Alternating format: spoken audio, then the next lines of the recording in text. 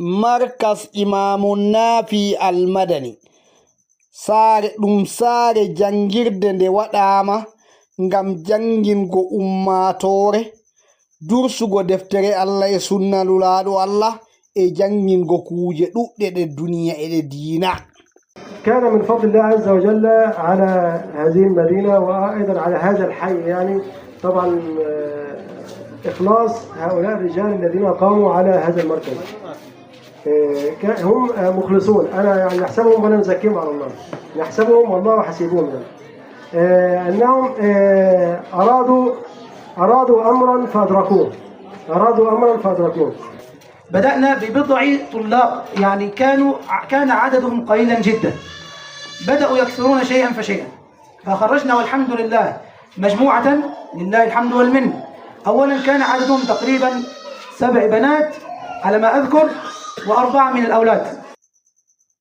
nane pame hitande hikka bo sare jangirde nde wurtini pukaraɓe ɓen ɓe jangi qira'aji feere sappo, ɓe jangi riwayaji feere 20, ɓe fuu maɓɓe ɓe dokkitama sahadaji maɓɓe ha yeeso ummatore.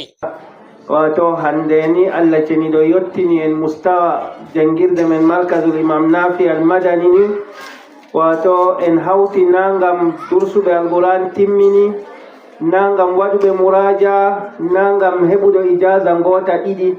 hande kam ha markazul Imam Nafi Al-Madani hande ngawdere Allah fondi en, wato en harracni jaɓuɗo ijaza dow qira'aji sappo fu, qira'aji Qur'anu sappo be riwayaji mum 20 wato je mutawatir. hawritirde sembinde waɗama ha sare jangirde nde dow tawego na'ibijo horejo conseil régional Adamawa e nonnon e député de la Vina Abba Alim e ummatore ɗuunde modiɓɓe yalɗiri. bana ko wowama kala hitande fuu pukara en daɗuɗuɗɓe ɗo wurta ha jangirde nde. hitale caaliɗe pukara en wurtino rewɓe ɓe dursi Qur'an ɓe windi be juuɗe maɓɓe. jonta bo pukara en wurti ɓe jangiri qira'aji sappo riwayaji 20. وأصلي وأسلم على النبي الأمين القائل خيركم من تعلم القرآن وعلمه، والقائل اقرأوا القرآن فإنه يأتي يوم القيامة شفيعا لأصحابه.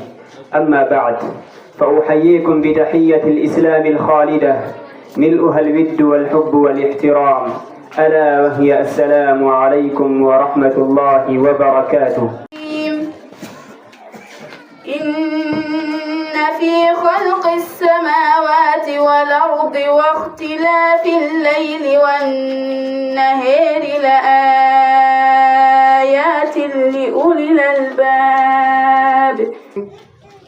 ولا تكونن من الذين كذبوا بآيات الله فتكون من الخاسرين.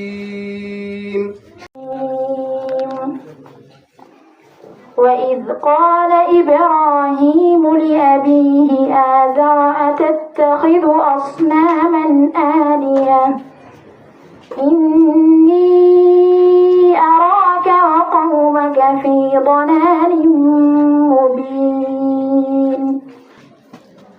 ولقد آتيناك 7 من المثاني والقرآن العظيم.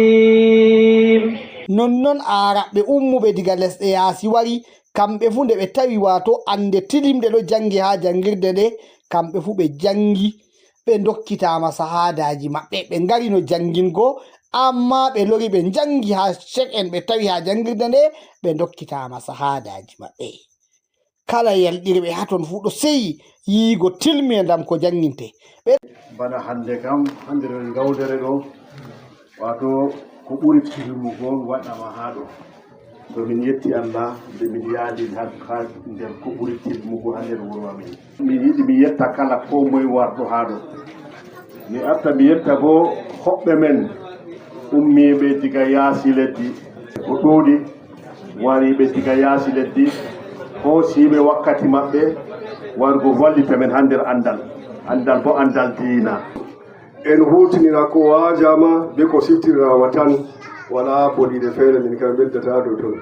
Mi yettima sinda mo wari jooɗi ha ɗo pat bana min gam wonko ɓe volwi laariniyam mi tawi ha nder man mi anda woɓɓe fof min ka je hoore am mi yiyata to Allah haɓe woddi mi habdan fodde bawɗe awa ko laariniyam kam min kam mi habda mi yettigol masinda.